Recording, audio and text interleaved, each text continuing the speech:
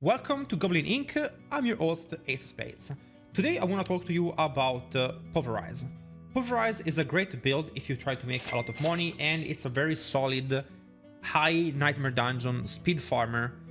Not great for PvP, not the best at bosses, but if you're trying to level up quickly, boost people, I got about 100 million gold in 1 hour boosting with this. And if you try to push speed farm tier 100, because, you know, you get really high item level items now from tier 100 Nightmare Dungeons, a lot of 925. Very good build. The great thing about the build does not need uniques. So, Insatiable Fury is the most common unique you will find for the build, and it's a very good entry level item. It is pretty much as good as a 2 billion gold worth of rare chest.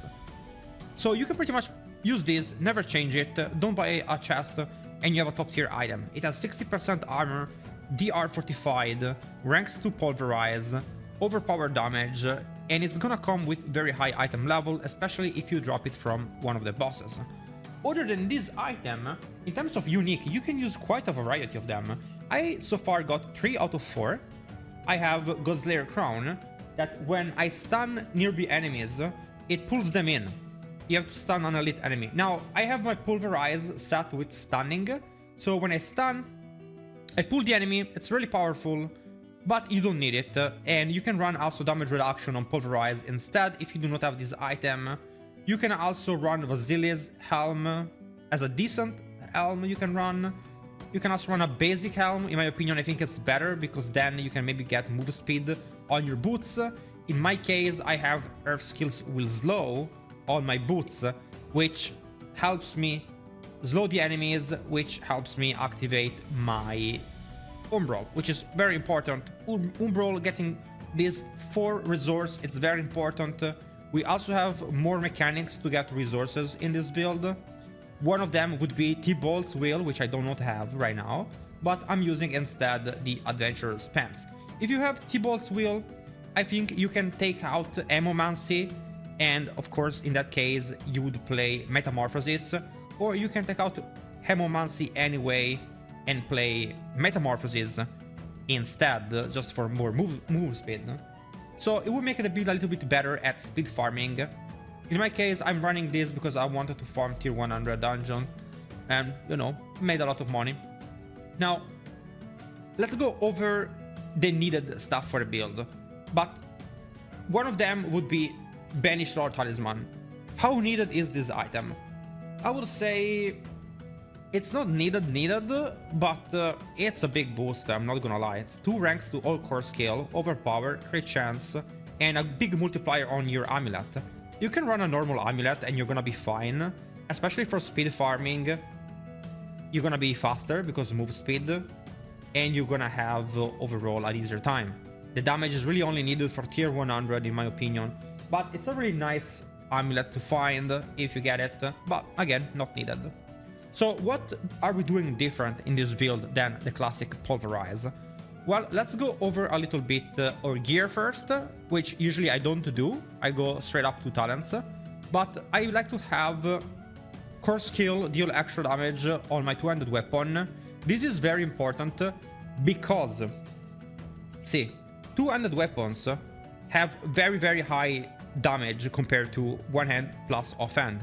You lack in movement speed, but because a lot of our abilities overpower based on time or on kills, this allows us to have much bigger overpower, which is why we're getting 2 millions, and with good gear you can even get 4 or 5 millions. I don't even have my glyphs upgraded, so we're not there yet. I think it's better to have damage to healthy enemies or overpower damage on your weapon, whichever one you can get. This was pretty decent as it has 2 overpowered rolls on the gear and crit damage and all stats.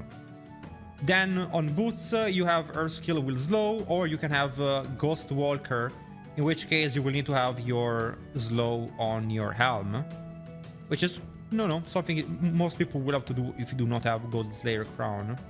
My pants, I don't have HP on it, but that would be great. So far I have 22k, well, another 1k HP here, wouldn't suck.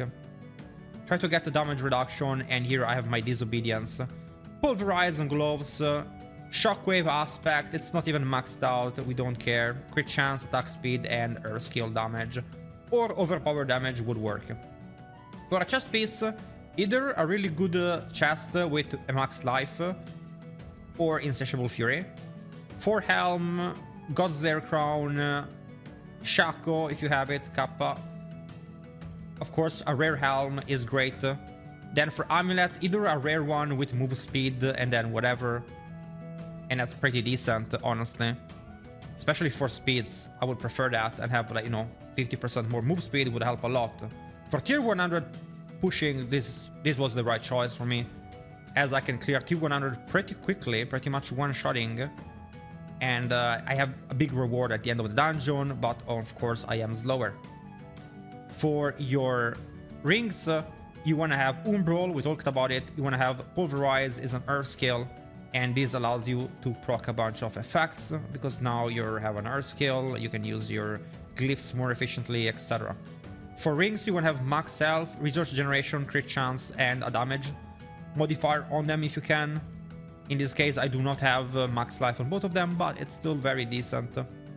Now, let's go over quickly the spirit boons and then the abilities. So for the spirit boons, we have Calm Before the Storm. As you can see, we also have Calamity. And of course, for my vampiric power, I'm also running, my anticipation, so cooldown reduction. But as you have noticed, I do not have in my items an offhand for cooldown reduction, nor my amulet has cooldown reduction. My Grizzly Rage will be on a 10-second cooldown when it's out, but that's fine by me. I value more other things than the ultimate being up, even though it is a lot of damage and a lot of DR, but I found myself to enjoy this setup the most. Obsidian Slam, every 20th kill you get an overpower on earth skills, and of course Pulverize is an earth skill. Then we have Iron Feather for more maximum life, and we have Wariness for reduced damage from elites. In terms of vampiric power, you do have a little bit of a choice. So let's talk about the things and what I'm using. I'm using Hemomancy, decent for leveling. Metamorphosis can take the place of this one. It's not a massive amount of damage, but it's really good in Health Heights, for example. But Metamorphosis, especially if you have Ghost Walker set up, I would say it's the preferable vampiric power to run. Then we have Blood Boil for more overpowers. The 20-second is the main reason you run that. Anticipation for cooldown. We're running Sanguine Brace for 8% crit chance, really strong, and Ravenous, which will give us 48% extra attack speed. Nothing to scoff at, that's pretty good. And let's talk about now the abilities. I really have a really good Paragon board that I want to showcase. It's really, really good. And it's also Mobilitics, of course. But let's talk about the skill tree first. So my skill tree, let's start at the end. We have Ursian Strength. This is fucking ridiculous, as you have 20% life, 25% multiplier of health while you're healthy, and you have 25% increased overpower damage. Those are X multipliers, and they are divided, so they are not if it was 150% multiplier, would actually be worse than 225s. This way you multiply by 25, then by 25 again, really overpowered in that way. Well, that's an overpowered joke there, I guess.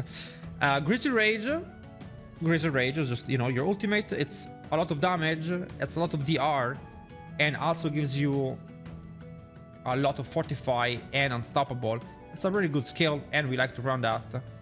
For passives here, we're gonna run Defiance, more damage, Circle of Life, Nature Magic skills. Again, that's why you wanna make Pulverize an earth skill.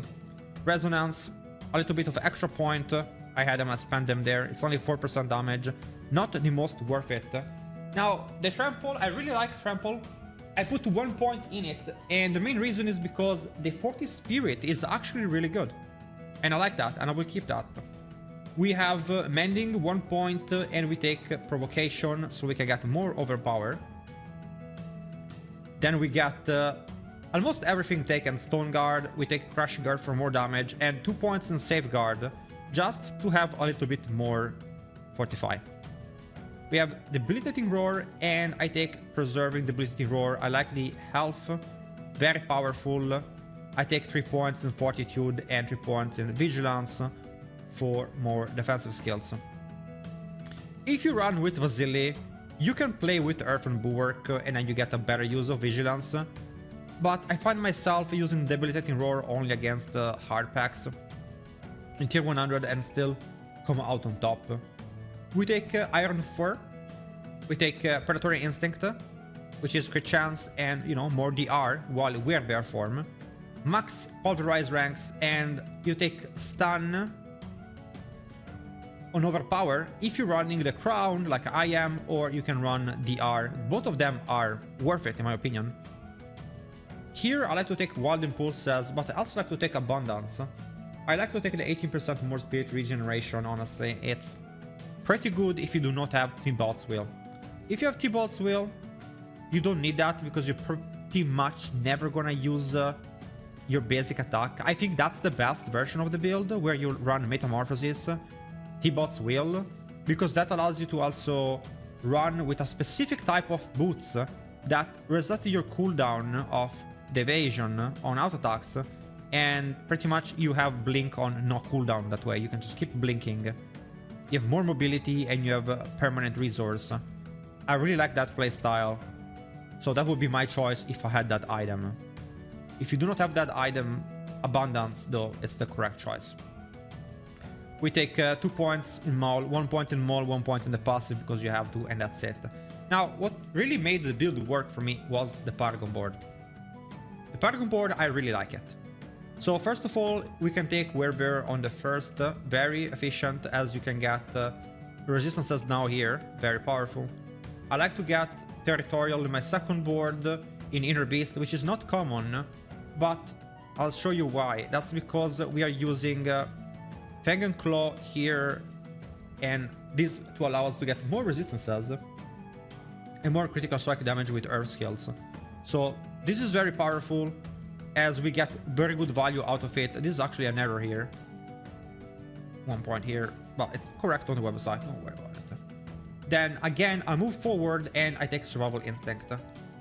If you are low level, I would suggest that as your first or second board, you would instead take Ancestral Guidance board, because here you have Natural Attunement, where you have Spirit gained, you know, you have more Spirit. It could be useful to you, especially in the beginning, but it's not really necessary.